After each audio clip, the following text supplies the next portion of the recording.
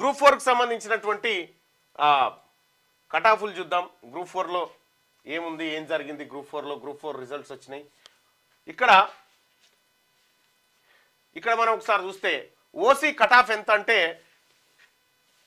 OC cutoff rank wise ఏమి చేయలేదు కదా, ఎంతమంది అప్లై చేశారంటే 24,949 మంది అప్లై చేశారు. Competition for each job among applied candidates అంటే ఓసీ ఓపెన్ కేటగిరీకి సంబంధించి కాంపిటీషన్ ఒక పోస్ట్కి ఎంత అంటే 51 ఉన్నది. ఒక పోస్టుకి 51 మంది పోటీ పడ్డారు. ఈడబ్ల్యూఎస్లో ఒక పోస్టుకి ఎంతమంది పోటీ పడ్డారు అంటే 28 మంది పోటీ పడ్డారు. అదే బీసీఏలో బాలసంతులు, గంగేదులోళ్ళు, తర్వాత పిచ్చకుంట్లోళ్ళు, తర్వాత బుడుబుకోళ్ళు, ఇట్లా చిన్న చిన్న వీళ్ళంతా కలిసి ఏది చాకలి మంగలి వీళ్ళందరూ కలిసి ఒక్క పోస్టుకు 82 మంది పోటీలకు. ఎంత పోటీ చూడండి. బీసీబీలో ఒక్క పోస్టుకు 92 మంది పోటీ. బీసీసీలో ఒక్క పోస్టుకు 25, ఇది కన్వర్టెడ్ క్రిస్టియన్. బీసీడీకి వస్తే ఒక్క పోస్టుకు 102 మంది పోటీ పడ్డారు. బీసీ ఈ విషయానికి వస్తే ఒక్క పోస్టుకు 113 మంది పోటీ పడ్డారు. ఇక్కడ ఎస్సీలు ఒక్క పోస్టుకు 113 మంది పోటీ పడితే ఎస్టీలు 127 మంది పోటీ పడ్డారు. ఎస్టీలు ఒక్క పోస్టుకు 127 మంది కొట్లాడుకుంటే అదే ఈడబ్ల్యూఎస్సీ అగ్రవర్ణాలలో ఒక్క పోస్టుకు 28 మంది. చూసుకో ఎంత కాంపిటీషన్. ఇది చూడొచ్చు. EWS economically weaker section category representing 3.42% of the total population of applicants secured 11.10 of the total post. వీళ్ళు ఎంతమంది అప్లై చేసిన వాళ్ళ దాంట్లో 3.42% అయితే మొత్తం ఉద్యోగాలు వచ్చిన వాళ్ళ దాంట్లో 11.10% వాళ్ళకే వచ్చినాయి. చూసుకో 4% లేని వాళ్ళకు 12% వచ్చేసినాయి. ఇంత ఇక this result is an excess representation అంటే వాళ్ళకి రావాల్సిన దానికంటే 7.68% ఎక్కువ ఉద్యోగాలు. ఇక్కడ ద ఓసీ అంటే non EWS category which forms 3.43% of the applicant. మొత్తం దాంట్లో వాళ్ళు ఎంతమంది 3.43% అప్లై చేసుకుంటే వాళ్ళకి ఎన్ని 6.10% టోటల్ పోస్టులు వచ్చినాయి వాళ్ళకి. చూసుకో దిస్ లీడ్స్ టు ఎక్సిస్. వాళ్ళకి ఎంత ఎక్సిస్ 2.67% వాళ్ళకి ఎక్సిస్ వచ్చేసింది. 2.67% వాళ్ళకి ఎక్సిస్. ఇక తర్వాత together the EWS and non EWS category making up 6.85% of the total applicant population secured. వీళ్ళంతా మొత్తం గ్రూప్ 4 ఉద్యోగాల్లో అప్లై చేసినటువంటి అందరిలో 6.85% మాత్రమే ఈడబ్ల్యూఎస్ నాన్ ఈడబ్ల్యూఎస్ వాళ్ళు ఉంటే వాళ్ళకి ఎన్ని ఉద్యోగాలు వచ్చినాయంటే 16.2% మొత్తం ఉద్యోగాల్లో వాళ్ళకి వచ్చినాయి. 6% అంటే 16%. చూసుకోరిగా రిప్రజెంటేషన్ షోయింగ్ అండ్ ఎక్సిస్ 9.35% ఉద్యోగాలు అదనంగా పోయినాయి. ఇప్పుడు వాళ్ళకి 9.35% ఉద్యోగాలు. Most other category appearance to have sacrificed a portion of their quota to the OC. ఇక్కడ ఏది most of the categories appear to have sacrificed వీళ్ళందరూ త్యాగం చేసి ఓసీ వాళ్ళకి ఈడబ్ల్యూఎస్ వాళ్ళకి అప్పచెప్పి indicating shift the job allocation in favour of this groups. వీళ్ళకు పోయినాయి. అయిపోయిందా? ఈడబ్ల్యూఎస్ కోట ఎంత కొంపలారుస్తుందో చూడ్రి. ఇంకా ఇదే కాదు, కటాఫ్ వైజ్ ర్యాంక్ వైజ్ కూడా ఒకసారి చూద్దాం. ఇది గ్రూప్ 4కి సంబంధించి, ఇది అసిస్టెంట్ మోటార్ వెహికల్ ఇన్స్పెక్టర్ సంబంధించి ఒకసారి చూద్దాం. అసిస్టెంట్ మోటార్ వెహికల్ ఇన్స్పెక్టర్ కి సంబంధించినటువంటి ఆర్టీఓ అవుతారు తర్వాత. ఇక్కడ breakup of vacancies for the post of assistant motor vehicle inspector in transport department general recruitment notification number 31/2022 పాలన రోజు వేసిరిగా. Zone multi zone 1 multi zone 2 total పోస్టులు.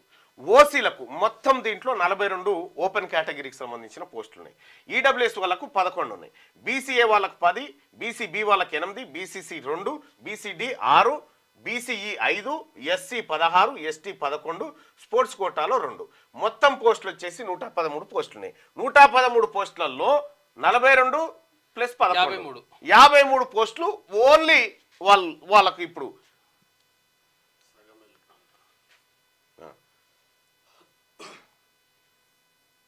కిందికి పోతుందన్నా. రైట్, ఇక్కడ చూద్దాం. ఇక్కడ assistant motor vehicle inspector state rank wise cut off ఎట్లా ఉందంటే, ఓసీ అంటే ఓపెన్ కేటగిరీలో ర్యాంక్ ఎంత కట్ ఆఫ్ అయింది? మేల్ ర్యాంకు 32 ర్యాంక్ వరకు ఓపెన్ కేటగిరీ కట్ ఆఫ్ అయితే, ఫీమేల్ ర్యాంక్ వచ్చేసి 264 వచ్చింది. ఇక మల్టీజోన్ 2లో, ఇది మల్టీజోన్ 1లో, మల్టీజోన్ 2లో 38 ర్యాంక్ వరకు ఇక్కడ కట్ ఆఫ్ అయితే 356 వరకు ఫీమేల్ ర్యాంక్ కట్ ఆఫ్ అయింది. ఇక్కడ ఈడబ్ల్యూఎస్ వాళ్ళకు, అంటే ఈడబ్ల్యూఎస్ వాళ్ళకు మల్టీజోన్ 1లో 105 ర్యాంక్ వస్తే ఉద్యోగం వచ్చింది. ఈడబ్ల్యూఎస్ అదే ఏది ఈడబ్ల్యూఎస్ అంటే అప్పర్ క్యాస్ట్ రెడ్డి గారి బిడ్డకు వీళ్ళకి ఏం చేస్తారంటే 105 ర్యాంక్ వస్తే మగోళ్ళకేమో అందులో ఉద్యోగం వచ్చింది. అదే వాళ్ళ ఇంట్లో ఆడోళ్ళకు 640 ర్యాంక్ వచ్చినా వచ్చింది. మల్టీజోన్ 2లో 170 ర్యాంక్ వచ్చినా వీళ్ళకి వచ్చింది మేల్ ర్యాంకు. ఇక 627 ర్యాంక్ వచ్చినా వచ్చింది. ఇదే బీసీఏ చూస్తే మన చాకలోళ్ళ బిడ్డకు 114 ర్యాంక్ వస్తే ఉద్యోగం రాలే, ఈ కట్ ఆఫ్. ఇక్కడ 810 ఫీమేల్ ర్యాంకు ఇది. ఇక బీసీడీ పరిస్థితి, వాళ్ళ పరిస్థితి దారుణంగా. వీళ్ళకేమో ఇప్పుడు రెడ్డోళ్ళ బిడ్డకేమో 105 ర్యాంక్ వస్తే ఉద్యోగం వచ్చింది. బీసీబీ అంటే గౌడు, పద్మశాలి, ఈ పేదలందరికీ 59 ర్యాంక్ వస్తే ఉద్యోగం రాలి. 50 అంటే వీళ్ళకంటే మంచిగా చదివినా ఉద్యోగం రాలి. ఇక్కడ బీసీడీలో ముదిరాజులు, మున్నూరు కాపులు, యాదవులు వీళ్ళందరికీ 53 ర్యాంక్ వచ్చినా ఉద్యోగం రాలే. వీళ్ళకంటే డబుల్ ర్యాంక్ వచ్చినటువంటి రెడ్డి వాళ్ళకు వచ్చింది చూడ్రి, అప్పర్ క్యాస్ట్ వాళ్ళకి. ఇక్కడ ఫీమేల్లో 437 ర్యాంక్ వచ్చినా వీళ్ళకి రాలే, కానీ వాళ్ళ ఇంటి పెద్దోళ్ళ ఇంటి ఆడబిడ్డకు 640 ర్యాంక్ వచ్చినా వచ్చింది.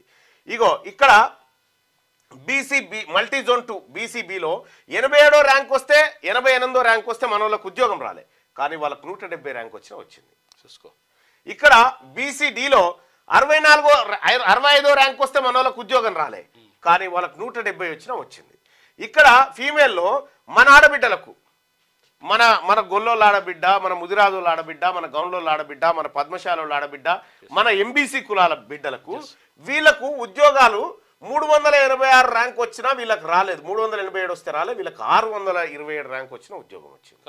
అంటే ఎవరి ప్రతిభ ఉన్నటువంటి మాటలని డైలాగులు కొడతారు కదా, మరి ప్రతిభ ఉన్న బీసీ వాళ్ళకు ఉద్యోగాలు రాకుండా, చదువు చక్కగా రాకుండా వెనకబడ్డటువంటి వాళ్ళకు ఉద్యోగాలు పోతే దీన్ని ఏమంటారు? దోపిడీ. కాకపోతే తెలంగాణ రాష్ట్రంలో వాళ్ళు ఈడబ్ల్యూఎస్ ఎలిజిబిలిటీస్ ఉన్నది 1 or 2%, వాళ్ళకి 10% కోటా అప్పనంగా దోపిడీ జరుగుతూ ఉంది. ఇగో ఇది తెలంగాణ రాష్ట్రంలో బీసీలకు జరుగుతుంది. ఇప్పుడు గ్రూప్ 4లో జరిగినటువంటి అన్యాయం. ఇక ఇదే గ్రూప్ 4లో డిస్ట్రిక్ట్ వైడ్ కట్ ఆఫ్లో ఒక్కసారి తీసుకుంటే ఆదిలాబాద్ జిల్లాలో ఈడబ్ల్యూఎస్ కోటా పేద ఈడబ్ల్యూఎస్ ఉంది కదా, ఈడబ్ల్యూఎస్ కోటాలో అప్పర్ క్యాస్ట్ వాళ్ళ పిల్లలకు, పెద్దోళ్ళ పిల్లలకు 238 ర్యాంక్ వచ్చినా ఉద్యోగం వచ్చింది వాళ్ళకు. ఇదే గౌన్లోళ్ళ బిడ్డకు 120 ర్యాంక్ వస్తే ఉద్యోగం రాలే. ఆదిలాబాద్ జిల్లాలో ఒక్కొక్కటే ఎగ్జాంపుల్ చెప్తా. భద్రాద్రి కొత్తగూడెం జిల్లా తీసుకో. భద్రాద్రి కొత్తగూడెంలో ఈడబ్ల్యూఎస్ సర్టిఫికేట్ పెట్టినటువంటి రెడ్డి గారి బిడ్డకు ఇక్కడ 284 ర్యాంక్ వస్తే ఉద్యోగం వచ్చింది. 284 ర్యాంక్ వెనుక. ఇదే కొత్తగూడెంలో పేద ముస్లింలు బీసీఈ ముస్లిం సోదరులకు 35 ర్యాంక్ వచ్చినా ఉద్యోగం రాలే. 35 ర్యాంక్ వచ్చినా ఉద్యోగం రాలే. హనుమకొండ తీసుకుందాం. హనుమకొండలో ఈడబ్ల్యూఎస్ 740 ర్యాంక్ వస్తే ఉద్యోగం వచ్చింది. 740 ర్యాంక్ వచ్చినా ఉద్యోగం వచ్చింది హనుమకొండలో. ఇదే 137 వస్తే రాలే. ఇగో బీసీడీ 137 వస్తే రాలే, ఉద్యోగమే రాలే. 740 ర్యాంక్ వచ్చినా కూడా వాళ్ళకు ఉద్యోగం వచ్చింది. మన వాళ్ళకి 137 వచ్చినా ఉద్యోగం రాలే. ఇక్కడ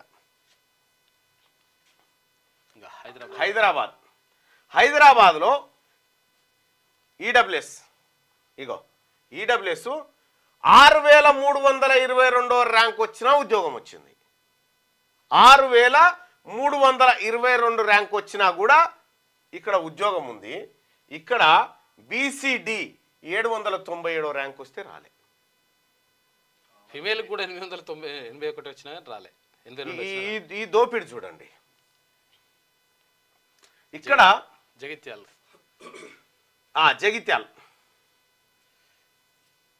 జగిత్యాల జిల్లాలో ఈడబ్ల్యూఎస్ కోటాలో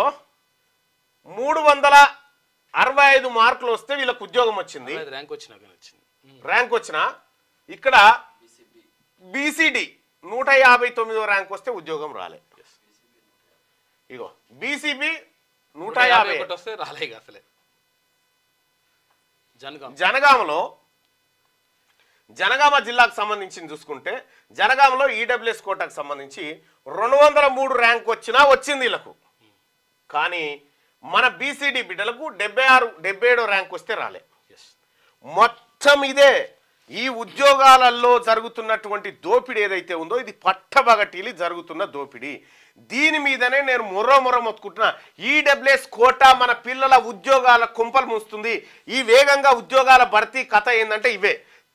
రేపు రాబోయే ప్రభుత్వమైనా ఈ కోటాని సవరించి కోటాలో జరిగిన మోసాన్ని సరిచేసే దిశగా ముందుకు పోవాల్సిందే.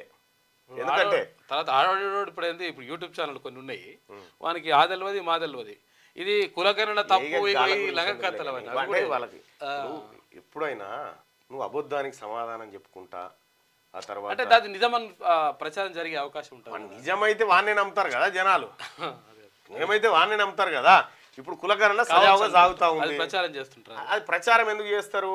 ఎవడన్నా ఈ కులకరణ విషయంలో అది పోతుంది ఇది పోతుంది అంటే పండబెట్టి తొక్కుమని చెప్పాడు ముఖ్యమంత్రి గారు. అంతే, పండబెట్టి తొక్కుమని చెప్పారు. తన్నురేం కాదు, ఈ జాతులకు అన్యాయం చేసే విధంగా ఎవడన్నా ఇవి తప్పు అని ఇది మోసం అని ఎవడనైతే వాని తన్నురి పండబెట్టి